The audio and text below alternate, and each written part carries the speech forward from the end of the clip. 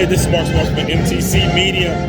If you wasn't here from my George Mason video, I have forgotten my doohickey that holds my phone, so I'm holding it in my hand. So if it goes up and down, please forgive me for that. So we have finally come to the end of our double dip in the DMV today.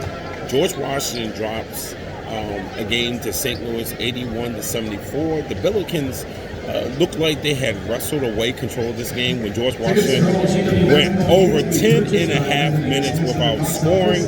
Yet GW found a way to get back here, and then the under 4 was only down by 4 points. In part because during that bad period that George Washington had, St. Louis could only get up to 15-point lead, and the Billikens are no example of great fluid, great offense. And so you had to know, and I even tweeted it out, it was still over 11 minutes left, that George Washington would have a chance to make a run. It would just be if they could, and they certainly did make a run. They were led by Maximus Edwards, 24 points. He was a one-man wrecking crew getting this team back into this game. James Bishop was very James Bishop, 5 for 23 from the floor, 3 for 15 from 3-point, and 14 points, 6 assists, and 1 rebound. In other words, he was, as usual, inefficient self. Ricky Lindo Jr. also struggled today, 0 for 5 from the field. He had 9 rebounds, and of course, he fouled out. Over on the other side, St. Louis played without Yuri Collins today. Got a big game from Javante Perkins, who had 27 points. Jimerson had 10, and Pickett had 24 points today.